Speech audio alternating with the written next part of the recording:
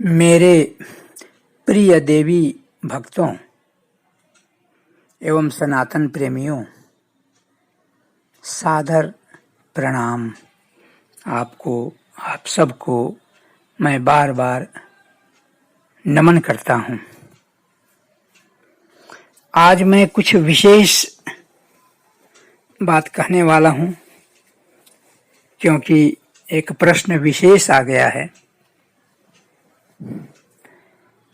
यह प्रश्न गोरखपुर से चक्रपाणी द्विवेदी पूछते हैं। लेकिन प्रश्न पूछने से पहले, प्रश्न पर कुछ चर्चा करने से पहले मैं ये बताना चाहता हूं कि कमेंट बॉक्स में प्रश्न न करके वो मोबाइल नंबर से ही लोग बात भी करते हैं और प्रश्न भी पूछ लेते हैं। तो मुझे लगता है कि उन लोगों को, उन भक्तों को आसान पड़ता है।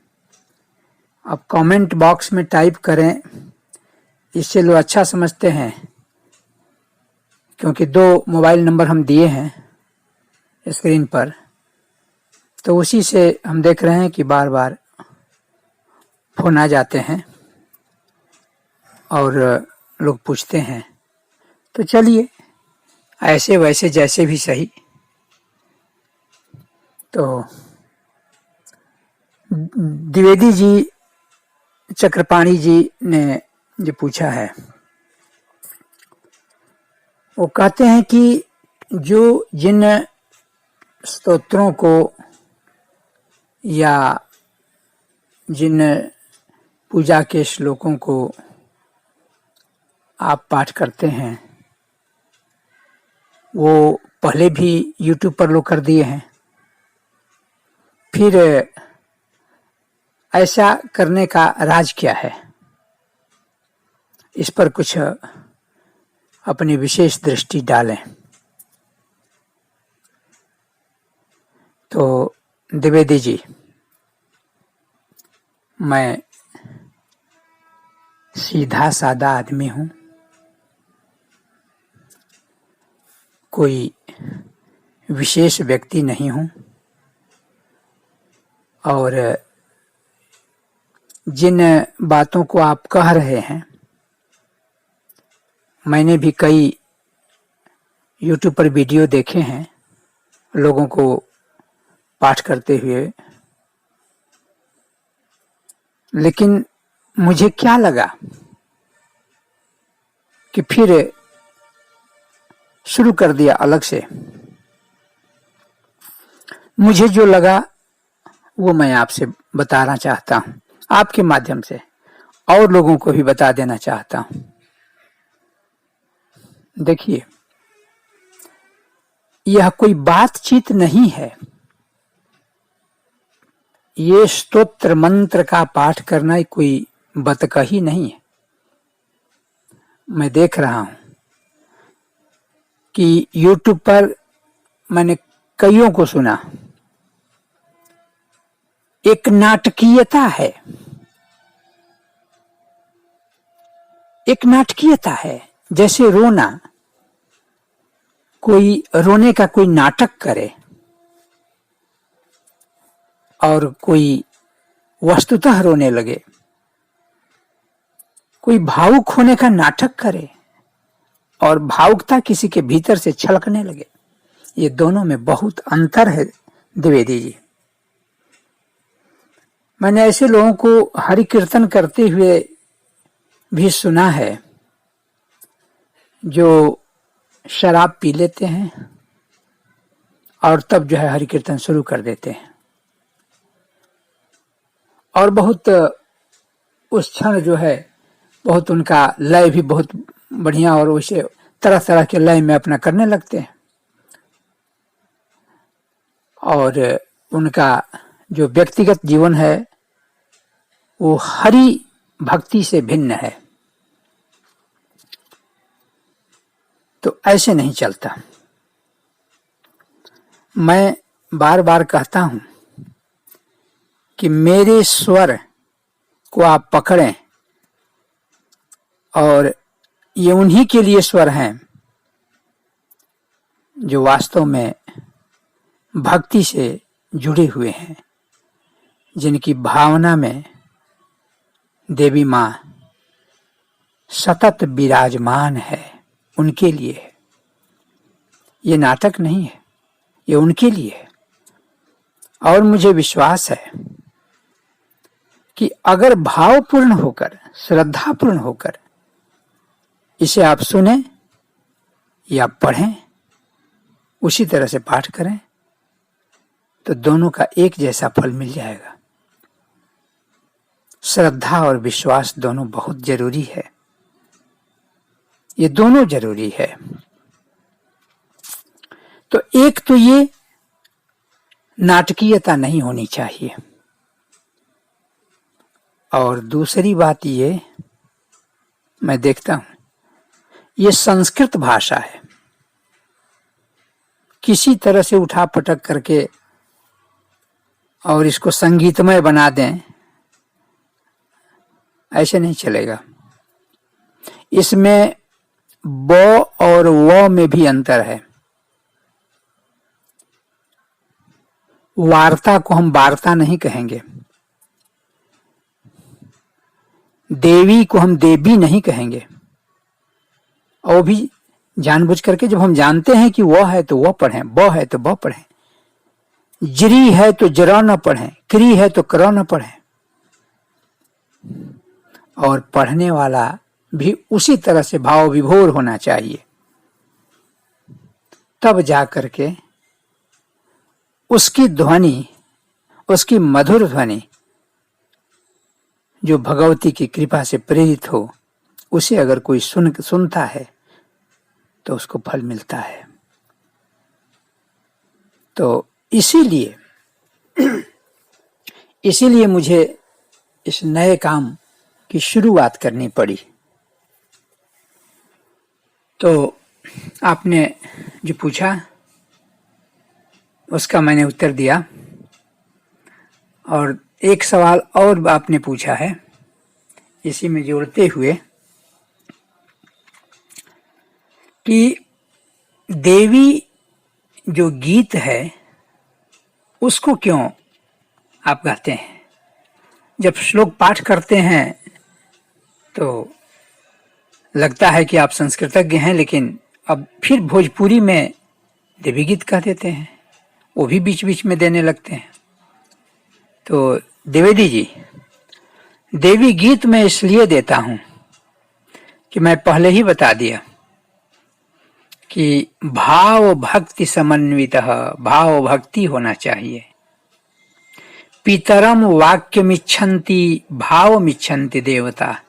पितर लोग वाक्य पर ध्यान देते हैं और देवता भाव पर ध्यान देते हैं। भावना कैसी है? तो बहुत लोग हैं, देवी माँ के बहुत से ऐसे भक्त हैं जिनको संस्कृत नहीं आती, लेकिन भाव भरे हैं, श्रद्धा भरे हुए हैं हृदय में। तो उनके लिए भी तो कुछ होना चाहिए, इसलिए उनके लिए मैं खुद भावुक होकर, खुद श्रद्धान्वित होकर और उसी भाव दशा में उनके लिए मैं गीत गाता हूं भगवती के, ताकि उस तरंग को पकड़ लें, और तरंग को पकड़ लेंगे तो तरंग क्रांति पैदा कर देगी उनके भीतर। आप देख भी रहे हैं, यहां कोई साजबाज नहीं है, साजबाज नहीं है कि कभी ध्यान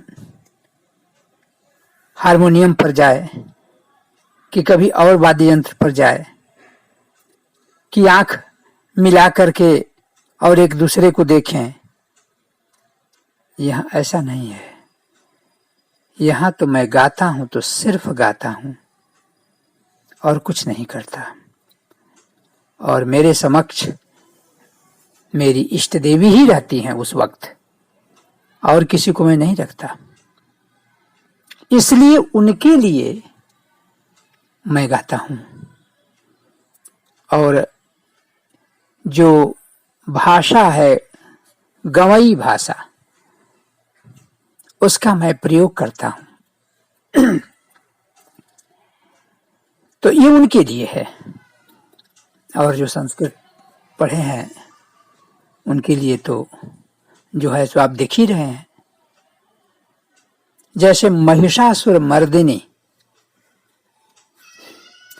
इसको मैंने जो पाठ किया है देखिएगा, या देखे भी होंगे आप, बहुत धीमे धीमे स्वर में और बहुत जल्दी जल्दी नहीं कि कहीं कुछ छूट रहा है पकड़ लें, नहीं, एक एक शब्द को ध्यान में रखते हुए तब मैंने ऐसे किया है। और मुझे प्रेरणा मिली है कि ऐसे ही करना है। आगे भी जो मैं करूंगा ऐसे ही करूंगा। और मैं और भी कुछ दिमाग में है, लेकिन देखें सब माँ के ऊपर है। वो हमसे क्या क्या कराएगी वही जानती है।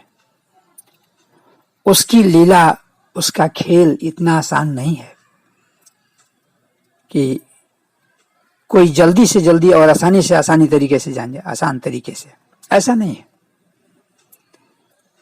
और आप खुद भी समझ सकते हैं मेरी वाणी से कि मैं कोई बहुत पढ़ा लिखा नहीं हूं। मैंने मात्र साधारण पढ़ाई, इंटरमीडिएट तक की पढ़ाई की है, ज्यादा मैंने नहीं पढ़ा है। तो मैं चाहता हूं कि जो देवी माँ के भक्त हैं वो मेरे साथ रोवें, मेरे साथ हंसें, मेरे साथ नाचें, मेरे साथ गावें। कृष्ण चैतन्य का नृत्य और भजन, मीरा का नृत्य और भजन, बहुत ऐसे भक्त हैं। श्री रामकृष्ण परमहंस सुना है हमने, वो नाचने लगते थे। तो वो नाच ऐसा नाच नहीं था जो आज के कलाकार फिल्मी दुनिया में करते हैं, ऐसा नहीं था। वो नृत्य कला में ट्रेंड नहीं थे। आहा, जैसे तैसे, कहाँ हाथ, कहाँ पैर, कहाँ आंख, कुछ ख्याल नहीं। वो मस्ती है, वो सीखी गई, वो नाटकीयता नहीं है, वो मस्ती है। मैं चाहता हूं कि देवी भक्त मस्ती में हो जाएं। तो ये आपके सवाल का जवाब है। और भी आप पूछ सकते हैं, कोई बात नहीं है, मैं सवालों से नाराज नहीं हो सकता, लेकिन मैं अपने हृदय की बात बताने से हिचकूंगा भी नहीं। मैं सीधा सादा आदमी हूं।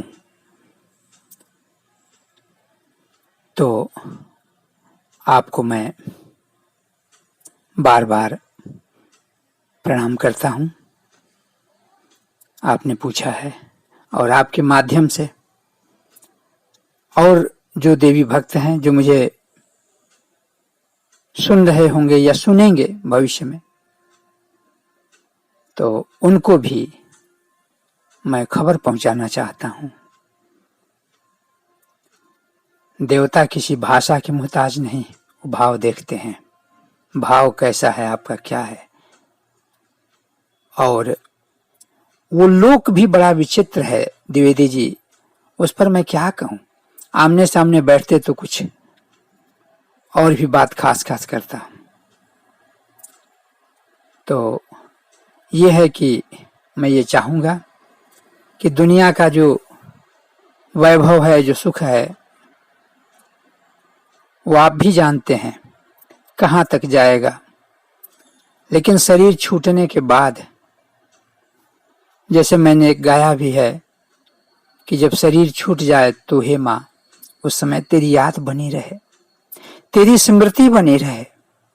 कहीं ऐसा न हो कि कंठ अवरुद्ध हो जाए, कफ पित्त वात गड़बड़ा जाए और मैं तुझे भूल जाऊं, तुझे याद न कर सकूं। ऐसी स्थिति मां मत पैदा करना। तो द्विवेदी जी, फिर मैं आपको एक बार प्रणाम करता हूं और आपके माध्यम से अपने सभी देवी भक्तों को बार बार प्रणाम करता हूं।